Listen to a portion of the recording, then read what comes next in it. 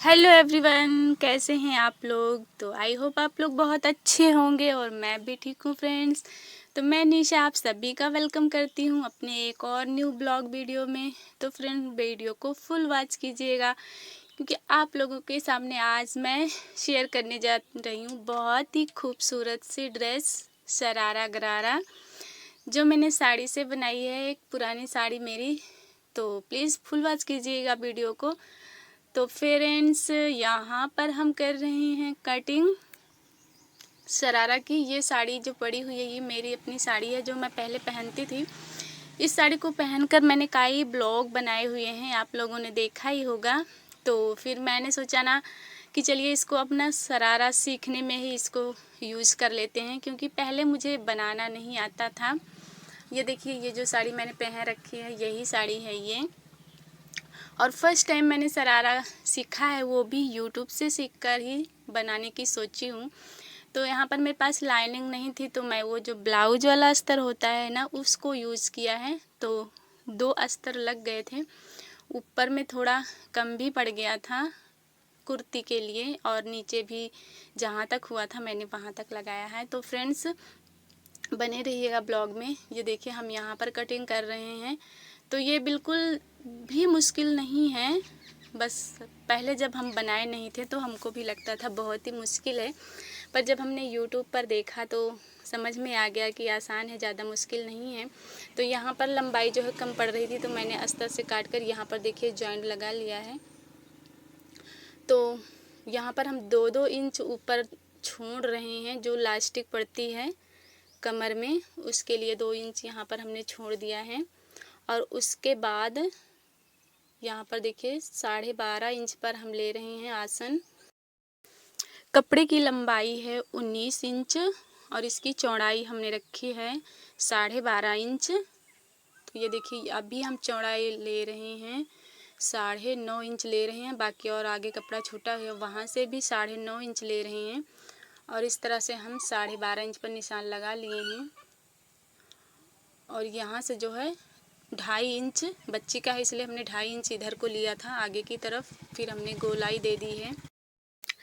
यहाँ पर वो मैं लास्टिक के लिए जो 2 इंच छोड़ी थी उसको लेकर नापी थी 12.5 इंच, यहाँ तक आ रहा था। फिर हमने 2 इंच और नीचे को बढ़ा दिया है क्योंकि लास्टिक का छोड़ के हमें 12.5 इंच नापना था।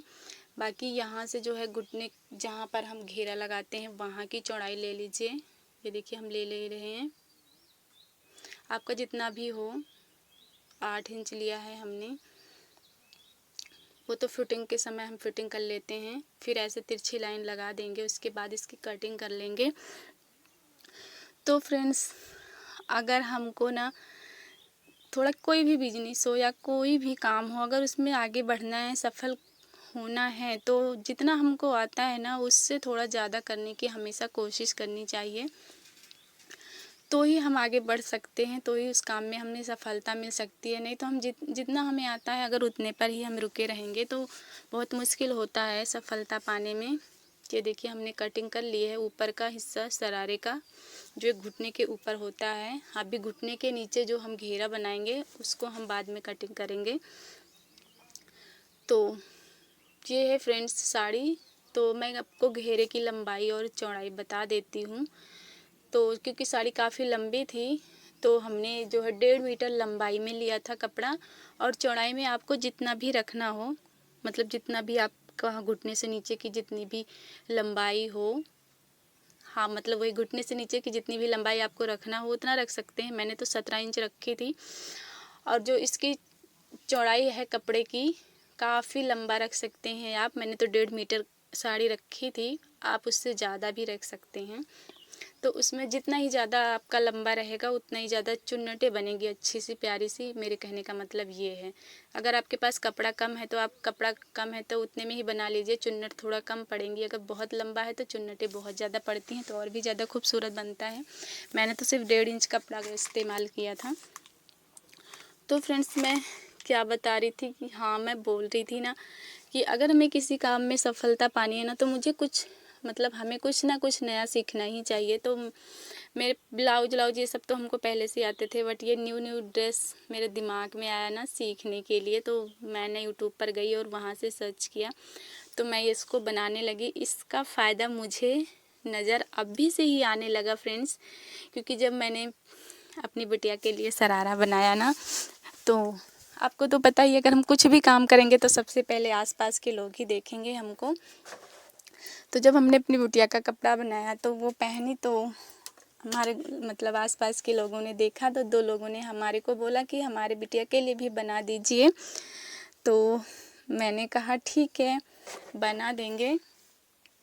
तो फ्रेंड्स इसी तरह मतलब थोड़ा और हौसला बढ़ जाता है कि हाँ, हम कुछ नई चीज़ सीखे हैं ना, तो इससे हमें फ़ायदा मिल रहा है कि मतलब हमको कस्टमर भी मिल रहे हैं। तो फ्रेंड्स यहाँ पर हम आ चुके हैं मशीन पर, क्योंकि हमको सिलाई भी करनी है और सिलकर आप लोगों को दिखाना भी है। तो फ्रेंड्स ब्लाउज हो गया और सूट हो गया, पेटीकोट हो गया, ये सारे सिंपल चीज़ें तो हर घर में बहनें हैं सीखने वाली, मतलब सिलने वाली, सॉरी मैं बोल रही हूँ सीखने वाली, सिलने वाली।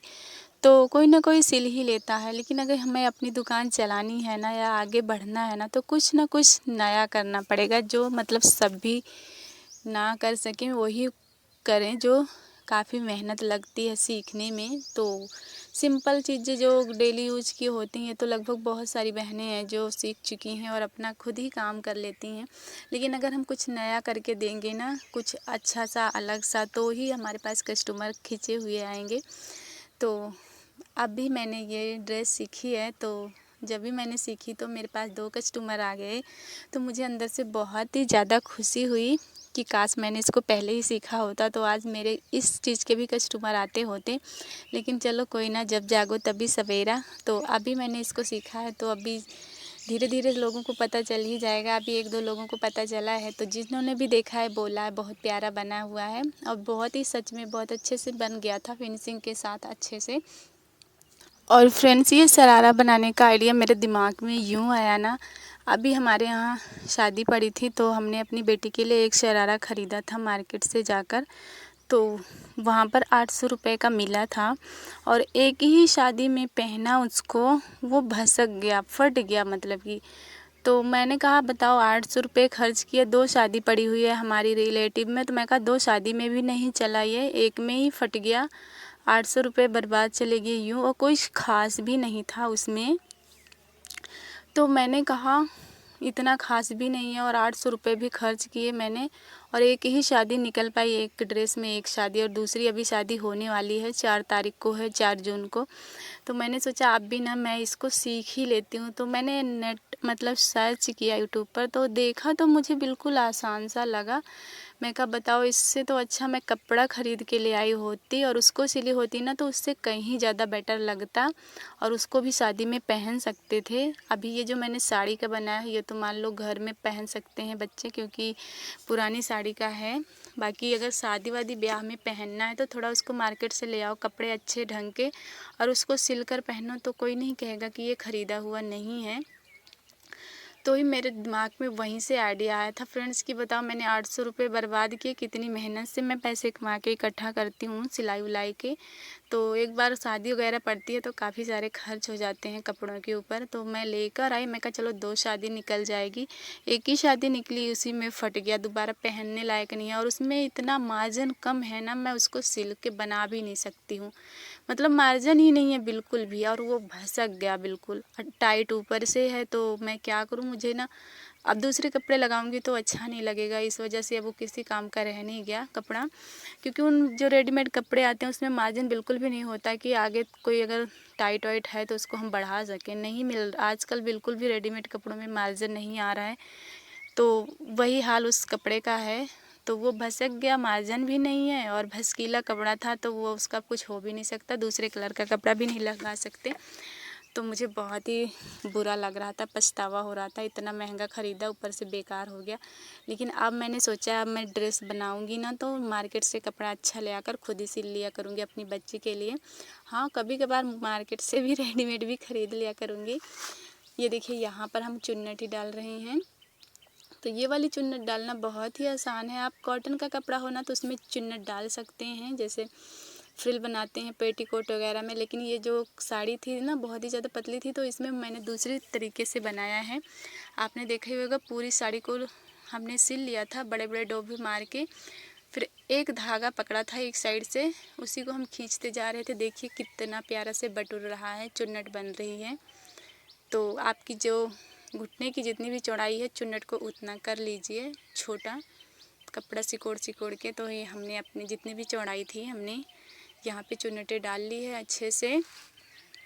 अब इसको हम ज्वाइन करेंगे। आप लोग देखिएगा कैसे ज्वाइन करते हैं। ये देखिए, ये है ऊपर का हिस्सा और ये हमारा नीचे का है घेरा जो हमने कटिंग किया था। अभी इसकी चौड़ाई दोनों मिला के देख लेंगे बराबर है कि नहीं है। बराबर है तो ठीक है, अगर कम है तो चुन्नट थोड़ा फैला लेंगे, अगर ज़्यादा है तो चुन्नट थोड़ा बटोर देंगे। तो ये देखिए बराबर थी हमारी। तो अभी इसको हम जोड़ेंगे और बहुत ही आसान है ये बनाना। तो आप लोग देखिए कैसे हम ज्वाइन कर रहे हैं। और ये जो लेस है साड़ी की, इसका कोई काम नहीं है, इसको हम अभी निकाल के इस पर दूसरी लेस लगाएंगे। वो स्टार्टिंग में मैं निकाली नहीं थी। ये देखिए फ्रेंड्स, बस इन दोनों को ज्वाइन कर देना है, ऊपर से सिलाई चला देना है, फिर लेस लगा देंगे। बस हो गया तैयार हमारा शरारा गरारा।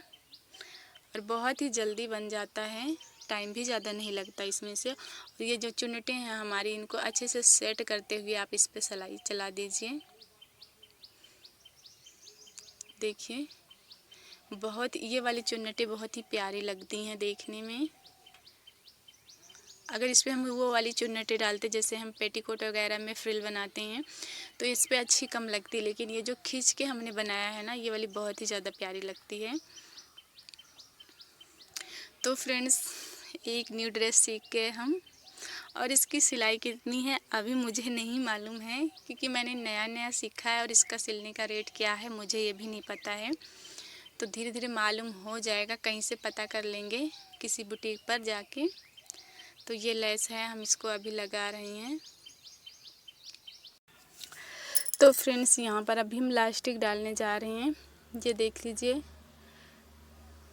लास्टिक अभी हम आलपिन में डालकर फिर उसको डाल रहे हैं अंदर से। उसके बाद ऊपर से सिलाई कर देंगे अच्छे से। तो देखिए फ्रेंड्स, हमारा शरारा लगभग तैयार ही हो चुका है। तो आप लोग कमेंट्स करके बताइएगा कैसा लगा। पहली बार मैंने बनाया है, इसलिए प्लीज़ कमेंट्स ज़रूर कीजिएगा कि बना है या नहीं बना है। और आप लोग भी कुछ ना कुछ नया ट्राई करते रहिए अपना, ताकि आपका बिजनेस जो है ना आगे बढ़े, सिलाई का बुटीक का काम आगे बढ़े। अगर आप नए नए ट्रेंडिंग डिज़ाइन सीखेंगे बनाएंगे तो इससे ना कस्टमर भी आएंगे ज़्यादा और आपको सिलाई भी मिलेगी अच्छी खासी। तो फ्रेंड्स, आप लोग बताइएगा ब्लॉग कैसा लगा। तो मिलते हैं किसी और नेक्स्ट ब्लॉग में, तब तक आप लोग अपना ख्याल रखिएगा, स्वस्थ रहिएगा, मस्त रहिएगा फ्रेंड्स। और एक प्यारा सा कमेंट्स करना मत भूलिएगा, ड्रेस आप लोगों को कैसी लगी। Okay, bye bye.